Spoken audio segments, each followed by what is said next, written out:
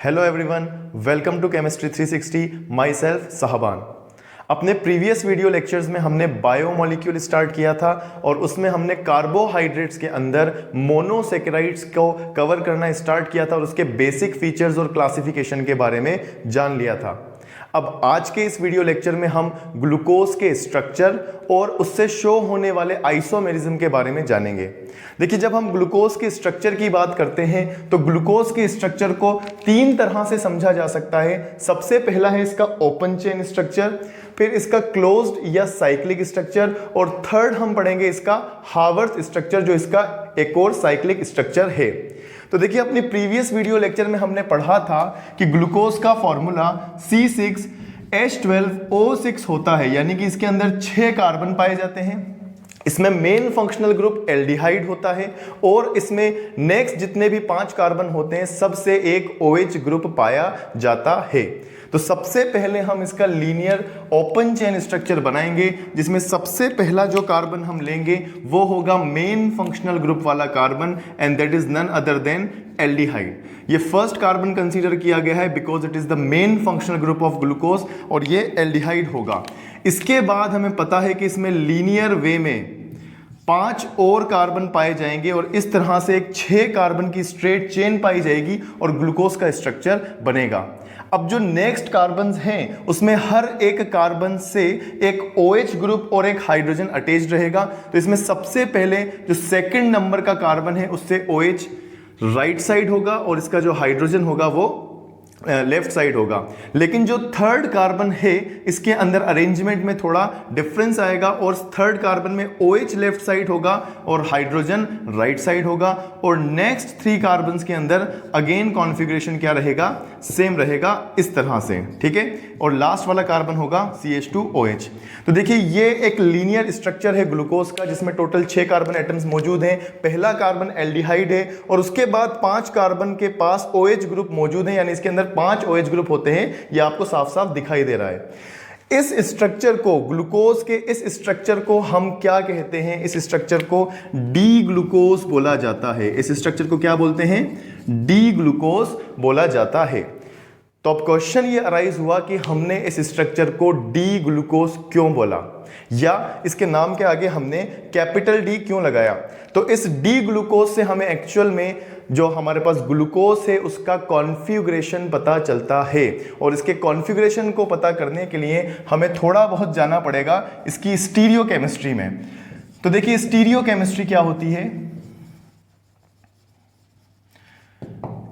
Actually stereochemistry हमें बताती है स्पेशल अरेंजमेंट ऑफ मॉलिक्यूल्स, या किसी भी मॉलिक्यूल के 3D अरेंजमेंट या उसके 3D में उसके एटम्स की क्या पोजीशन है, इसके बारे में हमें स्टीरियोकेमिस्ट्री बताती है। जब हम ग्लूकोज की स्टीरियोकेमिस्ट्री पढ़ते हैं तो हमें पहले ग्लिसरल्डिहाइड की स्टीरियोकेमिस्ट्री पढ़नी पड़ती है। तो हम ग्लिसरल्डिहाइड का एक फॉर्मेशन करते हैं। ग्लिसरल्डिहाइड एक 3 कार्बन का एल्डिहाइड है, जिसमें सेकंड वाला जो कार्बन होता है इससे अगेन OH ग्रुप जुड़े होते हैं और थर्ड वाले कार्बन से भी अगेन OH ग्रुप जुड़े होते हैं। एक्चुअल में अगर हम इस ग्लिसरल्डिहाइड के स्ट्रक्चर को देखें तो इसमें जो सेंटर कार्बन है, ये सेंटर कार्बन कायरल कार्बन है। कायरल कार्बन क्या होता है? ऐसा कार्बन जो अपनी चारों वैलेंसी से 4 अदर ग्रुप से या मॉलिक्यूल से जुड़ा हो, उसे कायरल कार्बन कहते हैं। अगर हम इस कार्बन को ध्यान से देखें तो ये एक एल्डिहाइड ग्रुप से, एक OH ग्रुप से, एक हाइड्रोजन ग्रुप से और एक हाइड्रोक्सिल ग्रुप से या CH2OH से जुड़ा हुआ है। इट मींस ये कायरल कार्बन होगा और इसको हम स्टार लगा के डिनोट करेंगे। अब इस कायरल कार्बन से क्या कैरेक्टरिस्टिक्स आते हैं किसी भी कंपाउंड में? देखिए, अगर किसी कंपाउंड में कायरल कार्बन मौजूद हो, यानी कि ऐसा कार्बन मौजूद हो जो अपनी चारों वैलेंसी से अलग अलग मॉलिक्यूल्स या ग्रुप से जुड़ा हुआ हो, तो ऐसे जो कंपाउंड्स होते हैं वो स्टीरियो आइसोमर्स जरूर बनाते हैं और ये ऑप्टिकली एक्टिव भी होते हैं। अब ग्लिसरल्डिहाइड के इस स्ट्रक्चर को लिखने के पीछे क्या रीजन है? ग्लिसरल्डिहाइड का ऐसा ही एक और स्ट्रक्चर पाया जाता है जिसमें OH का कॉन्फ़िगरेशन चेंज होता है। तो जो सेकंड स्ट्रक्चर होगा ग्लिसरल्डिहाइड का, वो कैसा होगा? इसमें भी फर्स्ट कार्बन एल्डिहाइड होगा, second carbon and then again CH2OH जुड़ा होगा। लेकिन इसमें जो कायरल कार्बन होगा, जो सेंटर कार्बन होगा, उस कायरल कार्बन से जुड़े हुए मॉलिक्यूल्स का अरेंजमेंट डिफरेंट होगा, यानी इसमें OH ग्रुप जो है वो लेफ्ट साइड पाया जाएगा और जो हाइड्रोजन ग्रुप है वो राइट साइड पाया जाएगा। यानी मैं कह सकता हूं कि ग्लिसरल्डिहाइड दो अलग अलग तरह के 3D स्ट्रक्चर्स शो करते हैं। एक स्ट्रक्चर ऐसा होता है जिसमें OH राइट साइड होता है और दूसरे स्ट्रक्चर में OH लेफ्ट साइड होता है। ये दोनों स्ट्रक्चर्स आपस में एक्चुअल में क्या है, they both are mirror images of each other. Mirror images से क्या मीनिंग है, अगर हम इनकी दोनों की बात करें तो इनका कॉन्फ़िगरेशन वैसा ही है जैसा आप अपने आप को मिरर में देखने पर फील करते हैं। मिरर के अंदर हमारी जो इमेज आती है वो बिल्कुल आइडेंटिकल होती है, लेकिन उसके अंदर जो अरेंजमेंट्स होते हैं वो अपोजिट होते हैं। ठीक है, अगर हम इसको मिरर के सामने रखेंगे तो कार्बन का OH साइड हमें एक आईने के अंदर लेफ्ट साइड दिखाई देगा, जबकि एक्चुअल में वो क्या होगा, राइट साइड होगा। यानी मैं बोल सकता हूं कि they both glyceraldehyde are forming mirror images of each other. ऐसे दो कंपाउंड्स जो आपस में मिरर इमेजेस बनाते हों, ये आपस में क्या कहलाते हैं, इनेंशियोमर्स कहलाते हैं। इसका मतलब ग्लिसरल्डिहाइड के ये दोनों कंपाउंड्स क्या हैं, दे बोथ आर इनेंशियोमर्स। अब सवाल ये है कि हम इसको डिस्कस क्यों कर रहे हैं। एक्चुअल में हम जानना चाहते हैं कि हमारे ग्लूकोज को डी क्यों बोला गया है।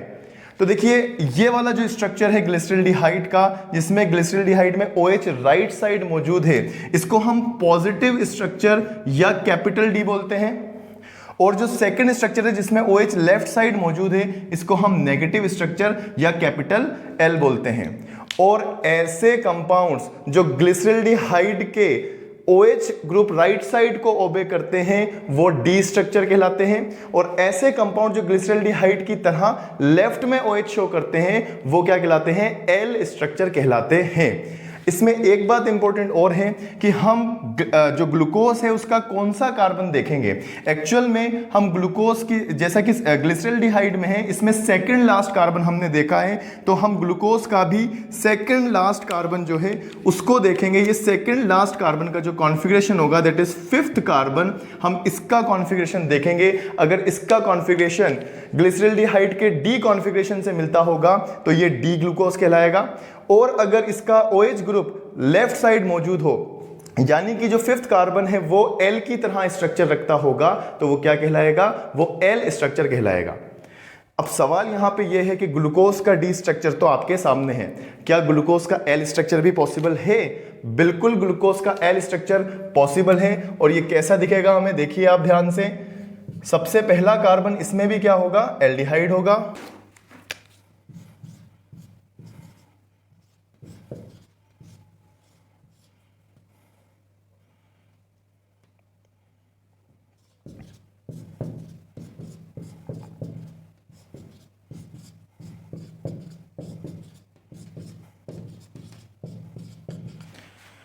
ये जो स्ट्रक्चर है ये ग्लूकोज का L स्ट्रक्चर है, और अगर आप इन दोनों ग्लूकोज के स्ट्रक्चर्स को कंपेयर करें तो ये दोनों भी एक दूसरे की मिरर इमेजेस बना रहे हैं, यानी कि दोनों बिल्कुल आइडेंटिकल हैं, बिल्कुल सेम हैं, लेकिन दोनों के मॉलिक्यूल्स क्या हैं, अपोजिट डायरेक्शन में हैं। और अगर आप इस ग्लूकोज का 5th कार्बन देखें, अगर आप इस ग्लूकोज का 5th कार्बन देखें तो इस 5th कार्बन का कॉन्फ़िगरेशन ग्लिसरल्डिहाइड के कार्बन के कॉन्फ़िगरेशन से मिलता है, इसलिए ये क्या कहलाएगा, L कॉन्फ़िगरेशन कहलाएगा। अब इसमें इंपॉर्टेंट बात यह है जानने की कि हमें ग्लूकोज का L स्ट्रक्चर पढ़ना है या ग्लूकोज का D स्ट्रक्चर पढ़ना है। तो मेन बात यह है कि हमें सिर्फ ग्लूकोज का D स्ट्रक्चर हमेशा याद रखना है, ग्लूकोज के L स्ट्रक्चर को याद रखने की ज़रूरत नहीं है। क्यों? क्योंकि ये हमारे नेचर में एग्जिस्ट नहीं करता है। सिर्फ ग्लूकोज की D फॉर्म ही हमारे जो हमारा प्रकृति है, हमारा नेचर है, उसमें एग्जिस्ट करता है, और L स्ट्रक्चर नहीं पाया जाता। इसलिए हम हमेशा डी स्ट्रक्चर को ही सही मानते हैं और डी स्ट्रक्चर को ही ध्यान में रख करके स्ट्रक्चर्स बनाते हैं। यहां पर एक और छोटा सा पॉइंट है जो जानने लायक है, एंड दैट इज कि यहां पर डी और एल डेक्स्ट्रो रोटेशन और लीवो रोटेशन को रिप्रेजेंट नहीं करते हैं। तो फिर डेक्स्ट्रो रोटेशन और लीवो रोटेशन को कैसे रिप्रेजेंट किया जाता है, उसके लिए हमें ग्लूकोज की स्टीरियोकेमिस्ट्री के अंदर ही इसकी ऑप्टिकल रिएक्टिविटी पढ़नी पड़ेगी। ऑप्टिकल रिएक्टिविटी क्या होती है? देखिए, ऑप्टिकल रिएक्टिविटी किसी कंपाउंड की एबिलिटी है उसमें से गुजरने वाली प्लेन पोलराइज्ड लाइट को रोटेट करने की। जब हम किसी ऐसे कंपाउंड के अंदर से प्लेन पोलराइज्ड लाइट रोटेट करते हैं जिसमें कायरल कार्बन पाया जाता है, तो वो पर्टिकुलर कंपाउंड ऑप्टिकल रिएक्टिव होता है और अपने में से गुजरने वाली प्लेन पोलराइज्ड लाइट को रोटेट कर देता है। अब जैसा कि हमें मालूम है कि ग्लूकोज में कायरल कार्बन पाए जाते हैं, इस वजह से ग्लूकोज ऑप्टिकल रिएक्टिविटी शो करता है और अपने में से गुजरने वाली प्लेन पोलराइज्ड लाइट को रोटेट कर देता है। आगे बढ़ने से पहले हम ये समझते हैं कि प्लेन पोलराइज्ड लाइट क्या होती है। देखिए, जब हम नॉर्मल लाइट की बात करते हैं तो नॉर्मल लाइट के अंदर 3D के अंदर इलेक्ट्रोमैग्नेटिक वेव्स ऑसिलेशन करती हैं, या मैं बोल सकता हूं कि मल्टीपल डायरेक्शंस के अंदर इलेक्ट्रोमैग्नेटिक वेव्स का ऑसिलेशन होता है। लेकिन जब इस लाइट को निकोल प्रिज्म में से गुजारा जाता है तो निकोल प्रिज्म में से गुजरने के बाद ये 3D लाइट 2D लाइट में कन्वर्ट हो जाती है, या मैं कह सकता हूं कि जो ऑल पॉसिबल डायरेक्शंस में ऑसिलेशन हो रहे थे वो रुक जाते हैं और अब इलेक्ट्रोमैग्नेटिक वेव्स का ऑसिलेशन सिर्फ एक सिंगल प्लेन में होता है, सिर्फ एक सिंगल डायरेक्शन में होता है। ऐसी लाइट क्या कहलाती है? प्लेन पोलराइज्ड लाइट कहलाती है। देखिए, इस एनिमेशन में भी आप समझ सकते हैं कि यहां पर पहले 3D लाइट दी गई है और इस 3D लाइट को आप देख सकते हैं कि इसके हर पॉसिबल डायरेक्शन में ऑसिलेशन हो रहा है, और जैसे ही ये निकल प्रिज्म में से पास हो रही है, निकल प्रिज्म में से पास होते ही इसका जो ऑसिलेशन है वो एक पर्टिकुलर डायरेक्शन में आ जाता है, एक सिंगल प्लेन में आ जाता है और लाइट 2D लाइट में कन्वर्ट हो जाती है। ये जो लाइट है ये क्या कहलाएगी? प्लेन पोलराइज्ड लाइट कहलाएगी। तो अब ये जानते हैं कि ग्लूकोज किस तरह का ऑप्टिकल आइसोमेरिज्म शो करता है। तो इसको जानने के लिए हम क्या करते हैं, दो अलग अलग कंटेनर लेते हैं। सपोज कीजिए ये जो पहला कंटेनर है इसके अंदर कोई ऑप्टिकल रिएक्टिव कंपाउंड, ऐसा कंपाउंड जिसमें कायरल कार्बन मौजूद है, वो इसमें फिल किया हुआ है और इस कंपाउंड का नाम मैंने क्या रख दिया? इस कंपाउंड का नाम मैंने ए रख दिया। ये पहला कंपाउंड है, इसका नाम मैंने ए रख दिया। और इसी के नेचर जैसा एक और कंपाउंड, यानी कि कायरल कार्बन कंटेन करने वाला एक दूसरा कंपाउंड भी मैंने इसके साथ ले लिया जो नीचे यहां पर मौजूद है, और इसमें भी ऑप्टिकल रिएक्टिविटी शो होगी क्योंकि इसके पास क्या मौजूद है? कायरल कार्बन मौजूद है। इसका नाम मैंने बी रख दिया। अब देखिए, जब इस सॉल्यूशन में से हम क्या करते हैं, प्लेन पोलराइज्ड लाइट को पास कराते हैं। सपोज कीजिए मैंने दोनों सॉल्यूशन में से प्लेन पोलराइज्ड लाइट को पास कराया, तो जब फर्स्ट सॉल्यूशन में से प्लेन पोलराइज्ड लाइट निकलती है तो मैं देखता हूं कि इस लाइट का रोटेशन कैसा होता है? क्लॉकवाइज रोटेशन होता है। यानी कि ये जो सॉल्यूशन है इसने पीपीएल को, प्लेन पोलराइज्ड लाइट को किस डायरेक्शन में? क्लॉकवाइज डायरेक्शन में क्या कर दिया? रोटेट कर दिया।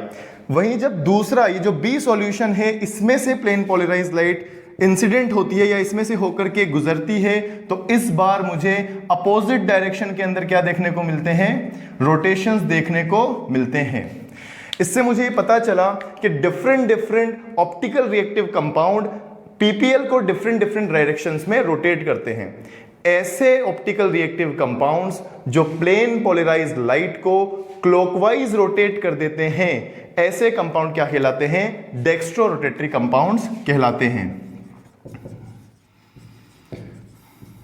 और इनको हम प्लस साइन से डिनोट करते हैं, या हम इनको प्लस डी भी लिख सकते हैं। साथ के साथ ऐसे कंपाउंड जो प्लेन पोलराइज्ड लाइट को एंटी क्लॉकवाइज रोटेट करते हैं, इन्हें हम क्या कहते हैं? लीवो रोटेटरी कंपाउंड्स कहते हैं। और इनको हम माइनस साइन या माइनस स्मॉल एल से भी डिनोट करते हैं।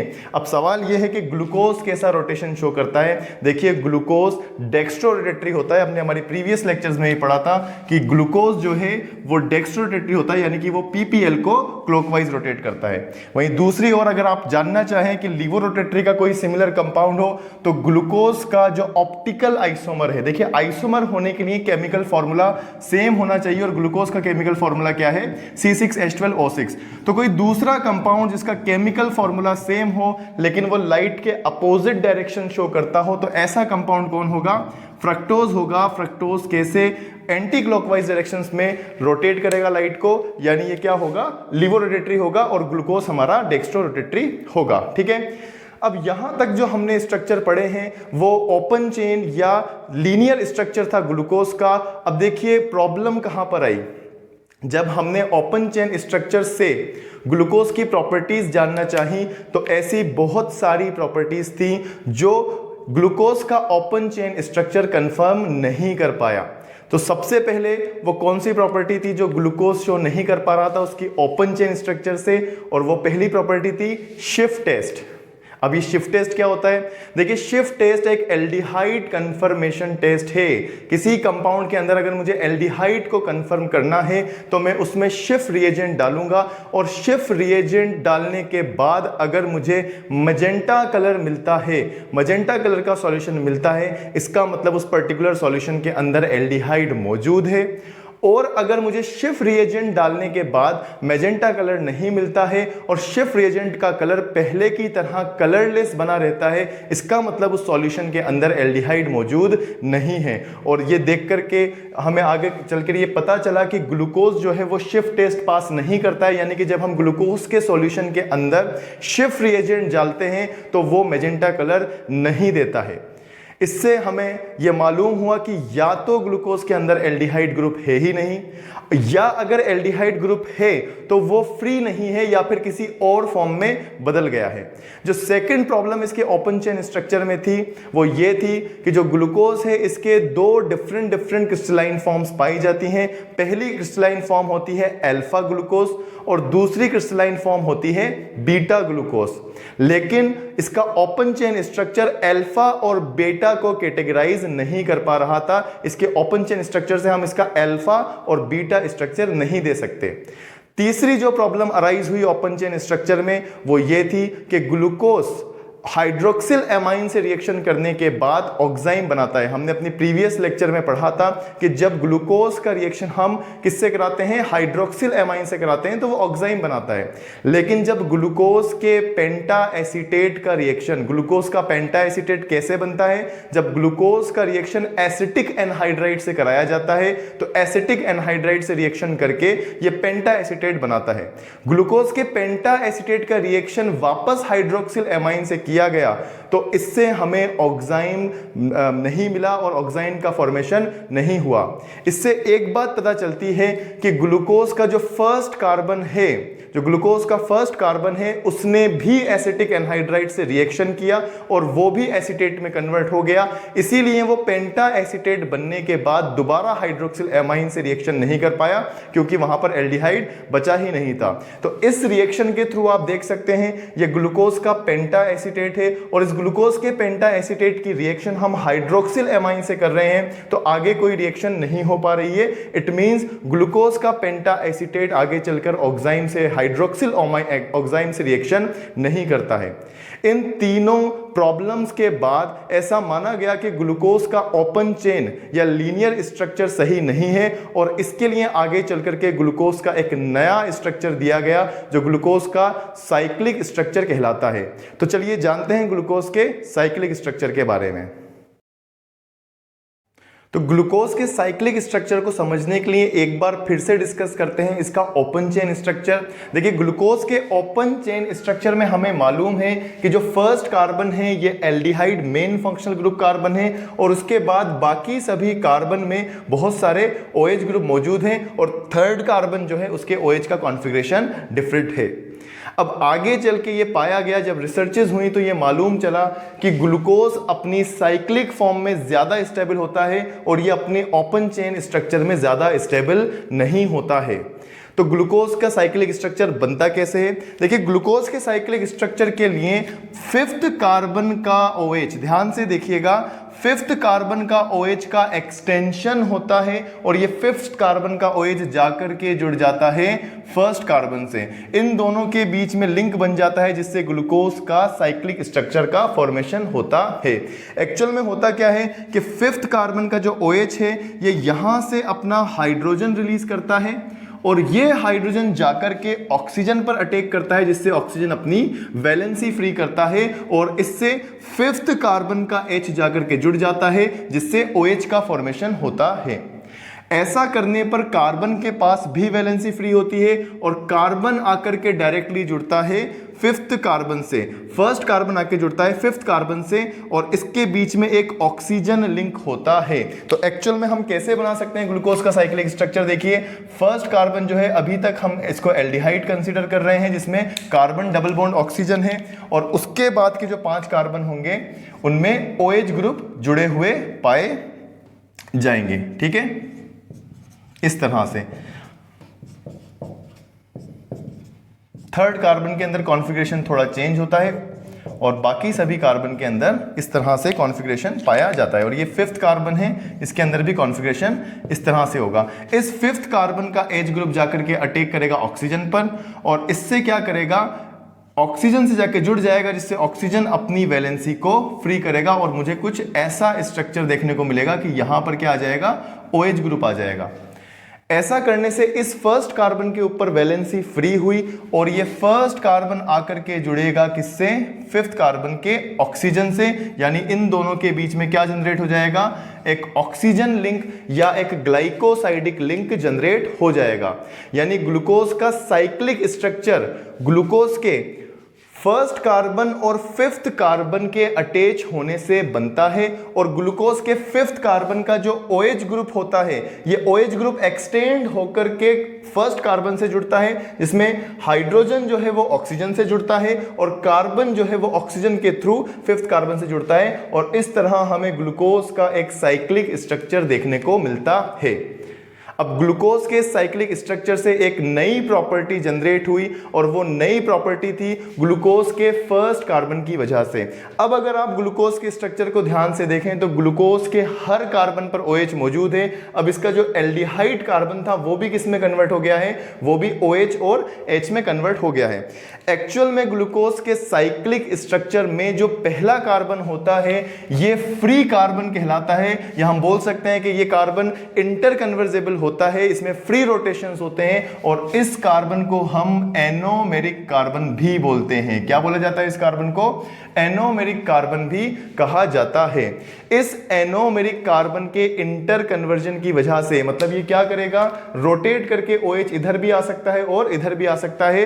कार्बन की दो अलग अलग या ग्लूकोज की दो अलग अलग कॉन्फ़िगरेशंस पाई जाती हैं और इन कॉन्फ़िगरेशन से जनरेट होते हैं अल्फा और बीटा ग्लूकोज। तो जो सेकंड स्ट्रक्चर हो सकता है वो क्या होगा, इसके अंदर कार्बन के अंदर OH का कॉन्फ़िगरेशन चेंज होगा, OH लेफ्ट साइड आएगा और H कहां चला जाएगा, राइट साइड चला जाएगा और बाकी सारा स्ट्रक्चर बिल्कुल सेम रहेगा।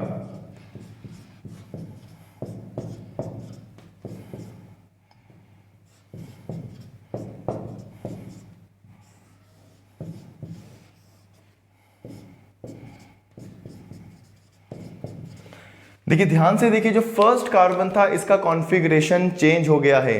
तो इसका मतलब क्या हुआ कि ग्लूकोज के साइक्लिक स्ट्रक्चर में अगर फर्स्ट कार्बन, जिसे हम एनोमेरिक कार्बन भी कहते हैं, इसमें OH ग्रुप अगर राइट साइड मौजूद हो तो ये स्ट्रक्चर अल्फा ग्लूकोज कहलाता है। इस स्ट्रक्चर को हम क्या बोलते हैं, अल्फा ग्लूकोज बोलते हैं। और इस अल्फा ग्लूकोज में अगर कार्बन, जो फर्स्ट कार्बन है, अपना OH चेंज कर ले तो OH ग्रुप अगर लेफ्ट साइड चला जाए तो अब जो कॉन्फ़िगरेशन बनेगा उसको हम क्या बोलेंगे, बीटा ग्लूकोज बोलेंगे। और इस तरह से मैं बोल सकता हूं कि ग्लूकोज एक और आइसोमेरिज्म शो करेगा और ये आइसोमेरिज्म कहलाएगा एनोमेरिज्म या एनोमर्स, जिसमें अल्फा ग्लूकोज और बीटा ग्लूकोज एक दूसरे के एनोमर्स कहलाएंगे। क्यों? क्योंकि इनके एनोमेरिक कार्बन पर OH का कॉन्फ़िगरेशन डिफरेंट होगा। तो इस एनोमेरिक कार्बन को पढ़ने के बाद हम अल्फा और बीटा ग्लूकोज में जल्दी से डिफरेंस भी पता कर लेते हैं। देखिए अल्फा और बीटा ग्लूकोज में ऑप्टिकल रिएक्टिविटी सेम होती है, दोनों ही डेक्स्ट्रो रोटेटरी होते हैं, दोनों ही PPL को क्लॉकवाइज रोटेट करते हैं। इसी के साथ साथ इनको अब भी हम डी ग्लूकोज ही बोलेंगे। क्यों कैपिटल डी ग्लूकोज बोलेंगे? क्यों? क्योंकि capital D glucose fifth carbon की कॉन्फ़िगरेशन की वजह से जनरेट हुआ था। लेकिन अल्फा और बीटा ग्लूकोज में बीटा ग्लूकोज ज्यादा एबंडेंट होता है, हमारे नेचर में ज्यादा पाया जाता है अल्फा ग्लूकोज के कंपैरिजन में। एक्चुअल में बीटा ग्लूकोज अप्रोक्सीमेटली 64% एग्जिस्ट करता है और अल्फा ग्लूकोज जो है वो 34% एग्जिस्ट करता है। इसी के साथ साथ जब हम बीटा और अल्फा ग्लूकोज की रिएक्टिविटी की बात करते हैं तो अल्फा ग्लूकोज ज्यादा रिएक्टिव होता है और बीटा ग्लूकोज कम रिएक्टिव होता है, या मैं कह सकता हूं कि बीटा ग्लूकोज ज्यादा स्टेबल होता है। ग्लूकोज के कॉन्फ़िगरेशन के ऊपर अगर हम बात करें तो हम यहां पर एक छोटा सा टॉपिक और ऐड कर सकते हैं और वो टॉपिक है एपीमर्स। देखिए एपीमर्स क्या होते हैं, जब ग्लूकोज के कॉन्फ़िगरेशन में, क्योंकि ग्लूकोज में हर कार्बन पर OH ग्रुप मौजूद है, तो ग्लूकोज के कॉन्फ़िगरेशन में अगर किसी भी एक कार्बन में फर्स्ट कार्बन को छोड़ के, क्योंकि फर्स्ट कार्बन का रोटेशन तो हम पढ़ चुके हैं, second, third, fourth, fifth, sixth carbon के अंदर अगर OH ग्रुप के अंदर इंटरचेंज आए या कॉन्फ़िगरेशन में अगर चेंज आए तो एक और नया आइसोमेरिज्म जनरेट होता है और इसको हम एपीमेरिज्म कहते हैं, और जो नया स्ट्रक्चर है वो एपीमर कहलाता है। ग्लूकोज का जो फोर्थ कार्बन है, यानी कि ये वाला कार्बन, अगर इसका OH ग्रुप रोटेशन करके यहां आ जाए या कोई ऐसा नया स्ट्रक्चर जिसमें OH राइट साइड ना पा करके लेफ्ट साइड पाया जाए, तो अब इसको हम ग्लूकोज नहीं बोलेंगे, बल्कि अब इसको क्या बोला जाएगा, अब इसे गैलेक्टोज बोला जाएगा। और मैं बोल सकता हूं कि गैलेक्टोज और ग्लूकोज एक दूसरे के क्या होते हैं, एपीमर्स होते हैं। ऐसे दो कंपाउंड्स जिनमें कार्बन के ऊपर जुड़े हुए मॉलिक्यूल्स क्या करते हैं, इंटरचेंज होते हैं, एक दूसरे से डिफरेंट कॉन्फ़िगरेशन शो करते हैं, उनको हम एपीमर्स बोल सकते हैं। इसके अलावा ग्लूकोज में हम बात कर सकते हैं म्यूटा रोटेशंस की। देखिए म्यूटा रोटेशंस क्या होते हैं, ग्लूकोज के अंदर अल्फा और बीटा ग्लूकोज को जब इंटरचेंज किया जाता है तो इनकी ऑप्टिकल रिएक्टिविटी में चेंज आता है, या मैं बोल सकता हूं कि इनकी ऑप्टिकल रिएक्टिविटी में जो डेक्स्ट्रो रोटेशन है वो या तो स्लो हो जाते हैं या फास्ट हो जाते हैं। इस प्रोसेस को हम क्या बोलते हैं, म्यूटा रोटेशन बोलते हैं। ये जनरली कब होता है, जब अल्फा और बीटा ग्लूकोज साथ साथ हो या अल्फा और बीटा ग्लूकोज में हम इंटर कन्वर्जन करा रहे हो, तब इनमें म्यूटा रोटेशन पाया जाएगा। इनका डेक्स्ट्रो रोटेशन यानी कि इनका PPL को पोलराइज्ड करना या रोटेट करना या तो फास्ट हो जाएगा या फिर स्लो हो जाएगा, हम इसको क्या बोलेंगे, म्यूटा रोटेशन बोलेंगे। अब ग्लूकोज का जो नेक्स्ट स्ट्रक्चर है, जो एक्चुअल में ग्लूकोज का साइक्लिक स्ट्रक्चर ही है, हम उसको डिस्कस करेंगे और उसका नाम है हावर्थ स्ट्रक्चर। तो ग्लूकोज का जो फाइनल स्ट्रक्चर है इसे हम हावर्थ स्ट्रक्चर कह सकते हैं। ये एक साइंटिस्ट के नाम पर रखा गया है, या हम बोल सकते हैं कि हावर्थ नाम के साइंटिस्ट ने ये स्ट्रक्चर दिया। देखिए इस स्ट्रक्चर को हम एक्चुअल स्ट्रक्चर या एक्चुअल साइक्लिक स्ट्रक्चर बोल सकते हैं ग्लूकोज का। यह स्ट्रक्चर किससे रिजेंबल करता है, यह स्ट्रक्चर पाइरेन से स्ट्रक्चर से रिजेंबल करता है, जो कि एक साइक्लिक कंपाउंड है, और पाइरेन से रिजेंबल करने की वजह से हम इसको पाइरेनोज भी बोलते हैं। ग्लूकोज को हम ग्लूकोपाइरेनोज भी बोल सकते हैं।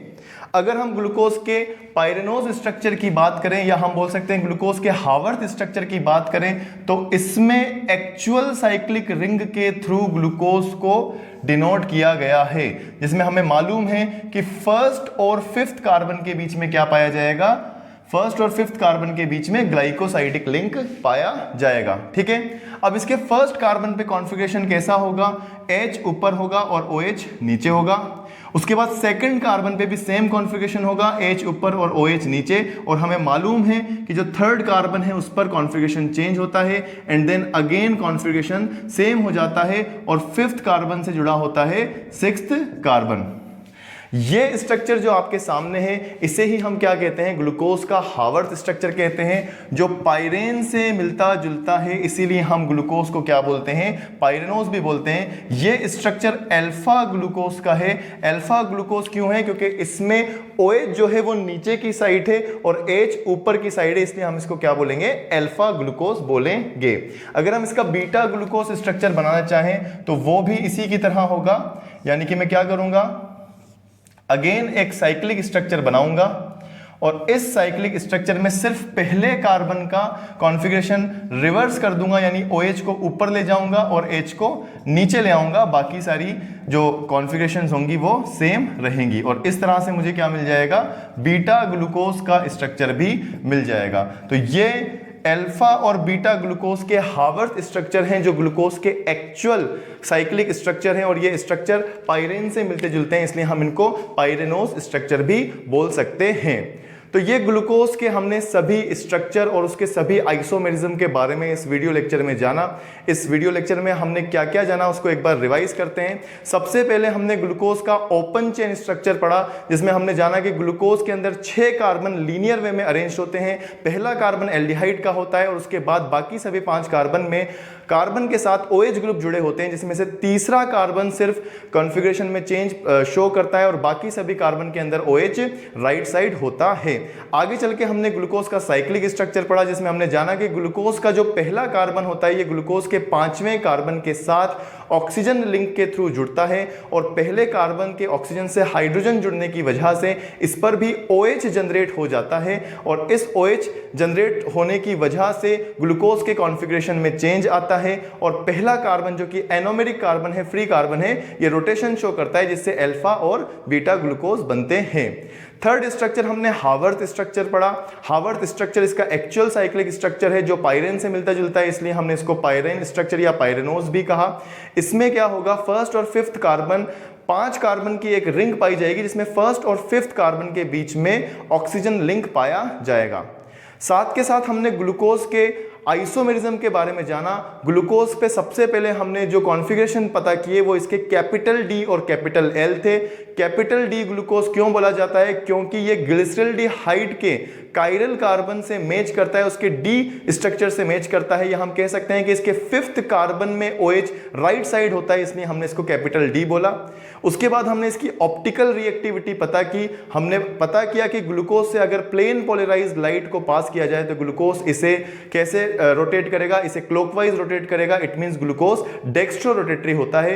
और थर्ड आइसोमेरिज्म हमने जो पढ़ा वो था इसका एनोमेरिज्म, जिसके अंदर हमने अल्फा और बीटा ग्लूकोज के बारे में जाना। ये साइक्लिक स्ट्रक्चर में मौजूद पहले कार्बन के फ्री होने की वजह से जनरेट हुआ। फर्स्ट कार्बन को हमने एनोमेरिक कार्बन कहा। अगर फर्स्ट कार्बन पर OH राइट साइड मौजूद था तो हमने इसको अल्फा स्ट्रक्चर बोला, और अगर फर्स्ट कार्बन पर OH लेफ्ट साइड मौजूद था तो हमने इसको क्या कहा, बीटा स्ट्रक्चर कहा। साथ के साथ हमने अल्फा और बीटा ग्लूकोज के अंदर डिफरेंस भी पता किया।